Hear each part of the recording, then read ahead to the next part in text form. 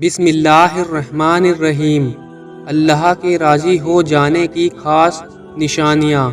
ایسا ہو تو سمجھو دعا قبول ہو گئی۔ ناظرین، اگر آپ یہ سوچتے ہو کہ میں اتنی دعائیں کر رہا ہوں، اللہ سے اتنا مانگتا ہوں، مگر اب تک اللہ کے یہاں سے کوئی جواب نہ آ سکا، میں بالکل جانتا ہوں کہ تمہیں ایسے ہی خیال آتے ہوں گے، تو یاد رکھو، جس طرح تم اپنی زندگی کے ایک ایک معاملے کا حساب رکھتے ہو، اللہ تعالیٰ بھی اپنے بندوں کے ایک ایک سجدے کا، اس کی ایک ایک دعا کا حساب رکھتا ہے۔ ارے وہ تو ایک آنسو سے مانگی دعا نہیں بھولتا، پھر وہ تمہیں کیسے بھول سکتا ہے؟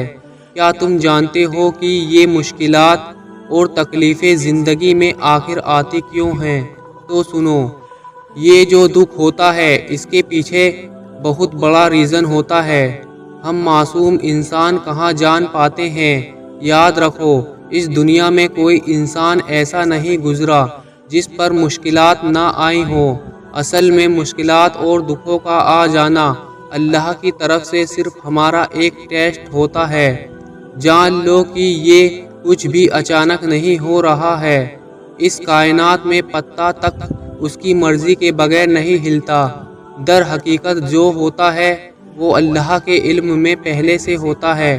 اللہ تعالیٰ پاک میں ان دکھی دلوں سے فرما رہا ہے کہ تمہیں یہ مشکل تو نظر آئے گا، لیکن یہ آسانی سے جڑا ہے، تاکہ تم افسوس نہ کرو ان چیزوں کا جو تم سے چھوٹ جاتی ہیں یا چھین جاتے ہیں۔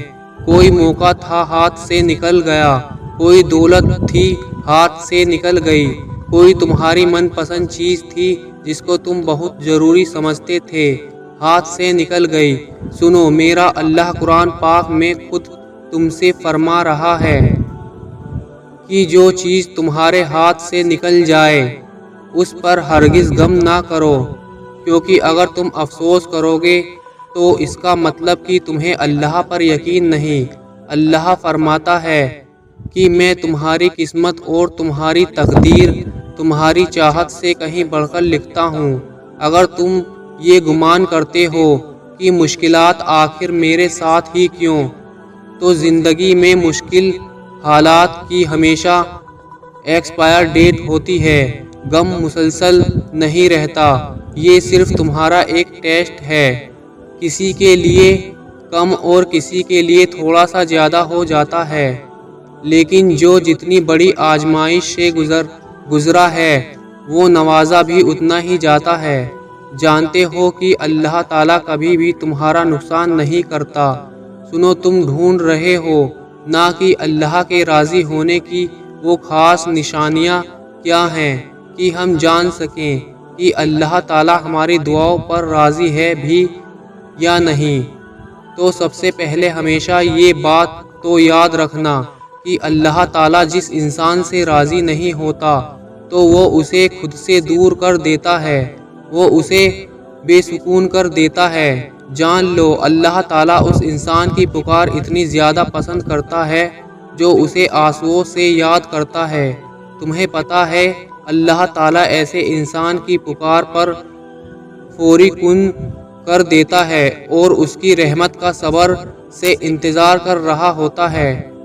نبی نے فرمایا، جب بندہ کہتا ہے یا رب تو اللہ فرماتا ہے لبیک، مانگ تجھے کیا چاہیے عطا کیا جائے گا۔ جانتے ہو تہجد میں آنسوؤں سے کیا گیا؟ وہ ایک سجدہ بہت جلدی رب سے ان کی خوشخبری لے آتا ہے۔ اللہ کی تمہاری دعاؤں پر راضی ہو جانے کی ایک نشانی یہ بھی ہے کہ تمہیں عبادتوں میں بڑا سکون آنے لگتا ہے۔ سنو، تم ایک بات اپنے پاس آج لکھ لو تاکہ کبھی بھول نہ پاؤ کہ زندگی میں انسان پر جو بھی مشکل آئی ہے وہ اللہ کی طرف سے صرف ایک ٹیسٹ کے طور پر آئی ہے، جس میں تمہارے صبر اور تمہاری یقین کا ایک امتحان لیا جاتا ہے۔